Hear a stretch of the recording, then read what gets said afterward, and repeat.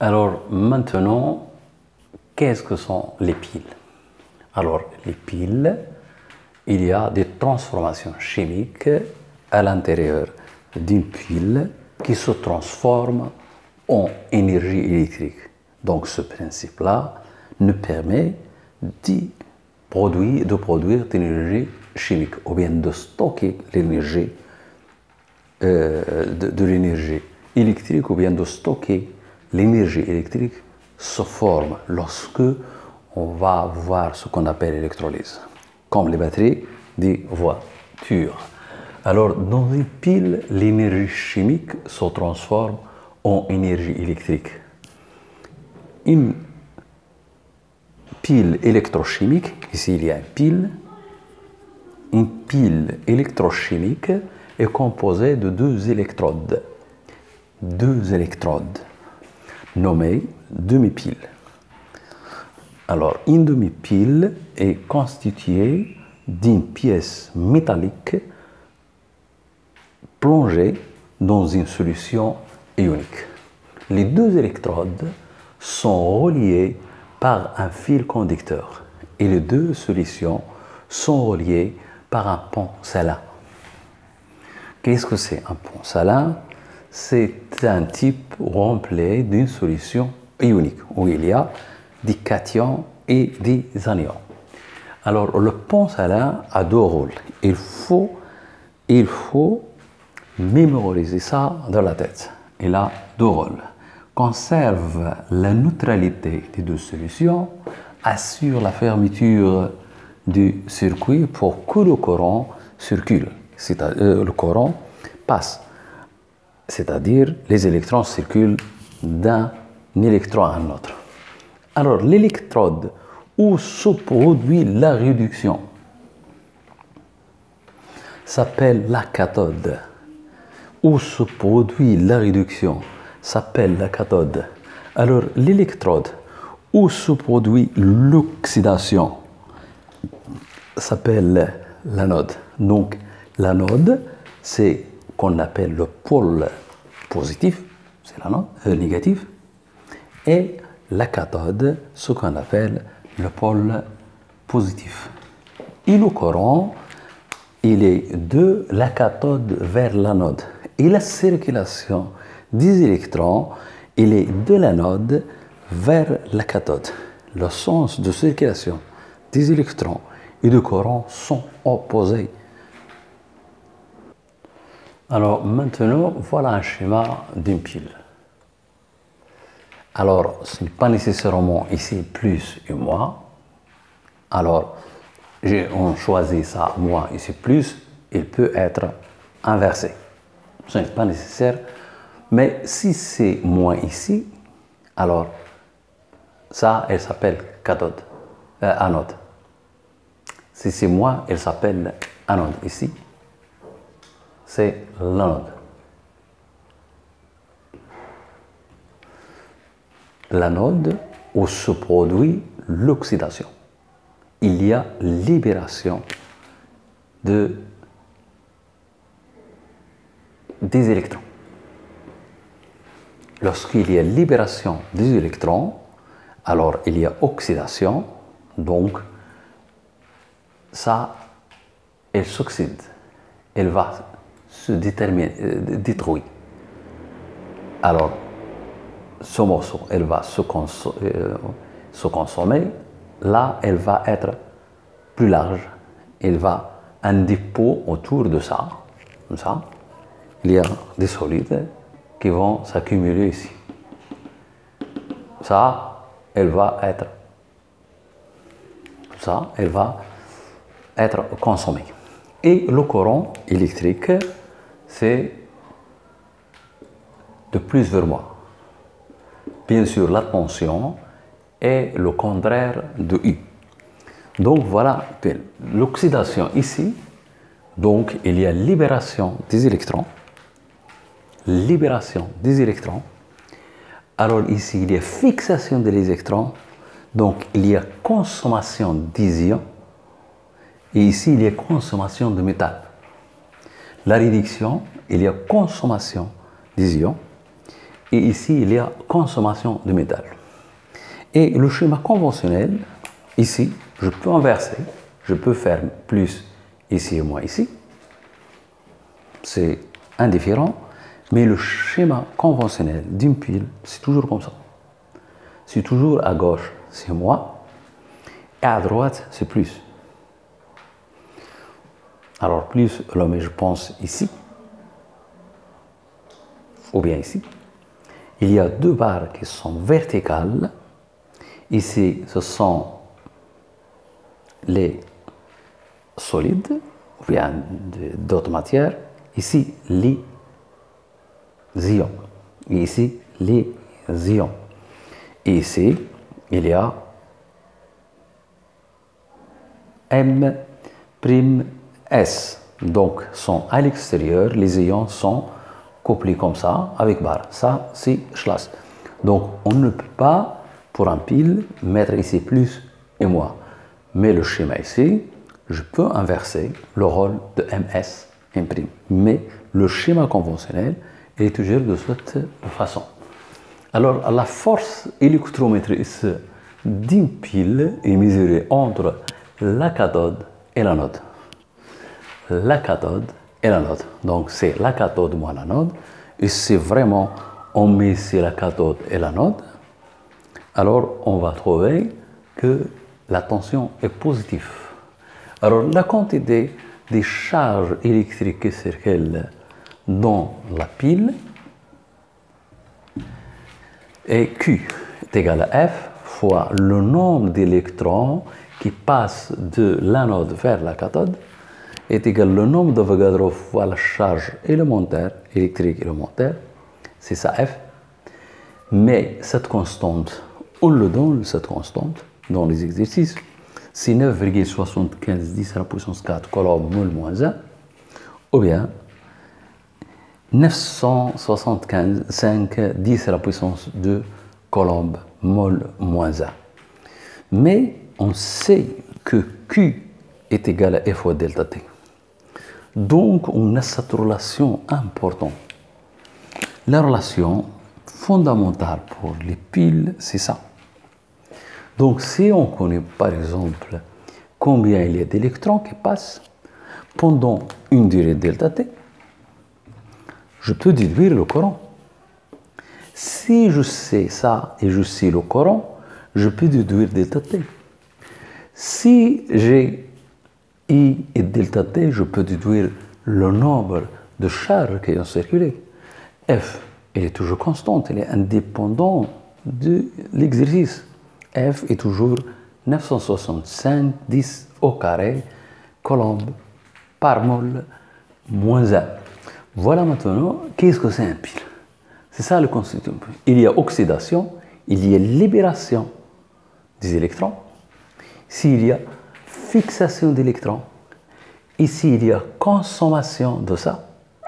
Ici il y a consommation des ions. La pompe saline alors fait des échanges des ions pour assurer la neutralité de cette solution et de cette solution. Le fil, c'est fermer le circuit. Ça, le pont saline, il joue ce rôle de neutralité et aussi il ferme le circuit. Le circuit est fermé pour assurer la circulation du courant. Voilà comment on produit d'une façon simple l'énergie. L'exemple fondamental est le batterie. Un batterie, il y a de l'énergie chimique parce qu'on charge le batterie à l'extérieur et on le met aux bornes d'un téléviseur. Alors le téléviseur, dans les campagnes, travaille bien. Mais le batterie a une durée de vie. La matière où il y a de l'énergie chimique, alors elle se consomme. Donc à chaque fois, on doit charger le batterie. Et il y a une autre application, c'est l'emmagasinisation de l'énergie électrique produite par le soleil. Par exemple, Mahattat Nord. Alors maintenant, on va voir comment déterminer la polarité d'une pile. qui est où il y a l'oxydation, où il y a la réduction, c'est-à-dire qui est l'anode et qui est la cathode. Alors ça, elle s'appelle le quotient de la réaction à l'état initial, concentration initiale à la puissance N1, et je considère que l'évolution est ici, mais en réalité on ne sait rien. Donc c'est la constante, je commence de ça, de gauche. Les concentrations à la puissance N1 sur la concentration à la puissance N2. Ici, initial, c'est initial. Le quotient de la réaction à l'état initial. K, c'est la constante d'équilibre de cette réaction. Alors K est indépendante des concentrations, alors que le quotient de réaction à un instant, à une étape bien déterminée, elle dépend des concentrations. Donc, comment on va savoir si la réaction se fait dans le sens direct ou bien le sens inverse?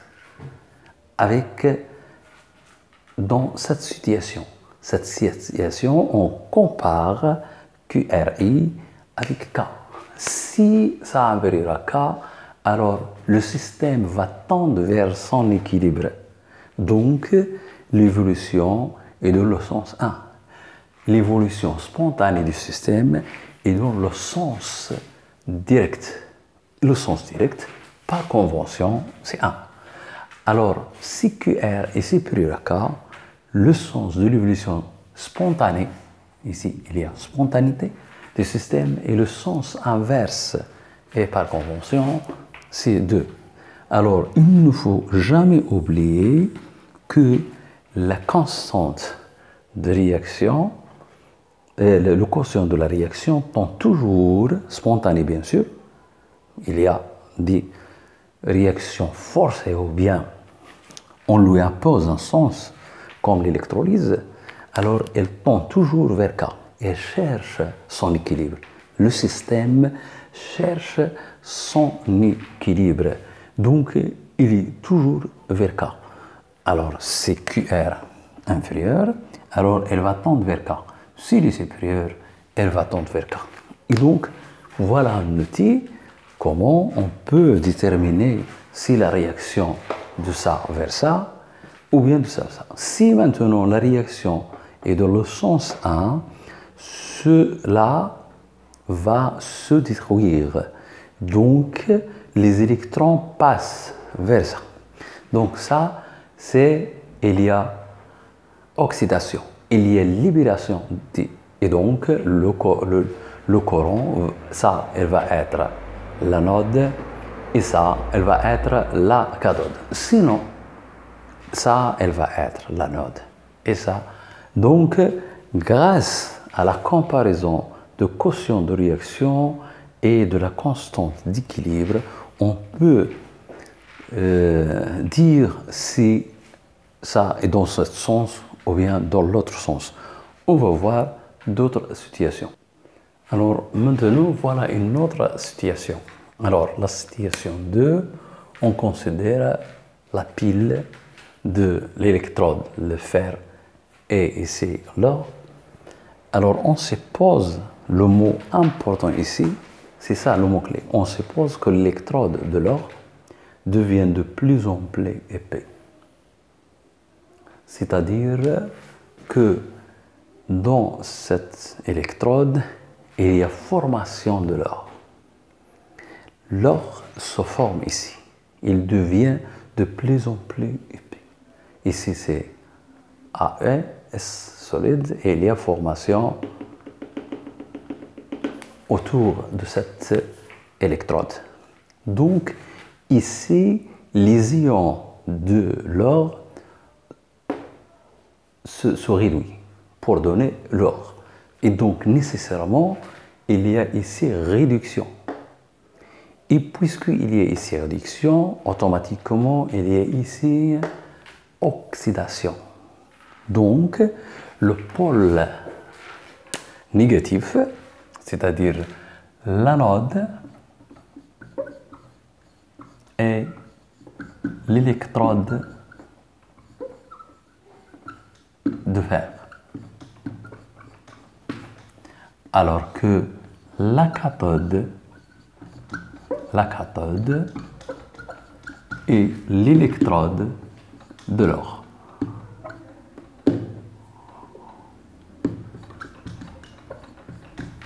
Voilà.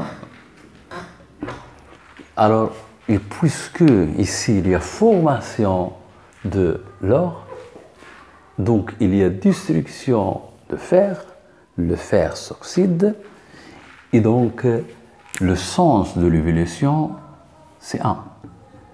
Le sens de l'évolution spontanée, le sens de l'évolution spontanée du système, c'est 1.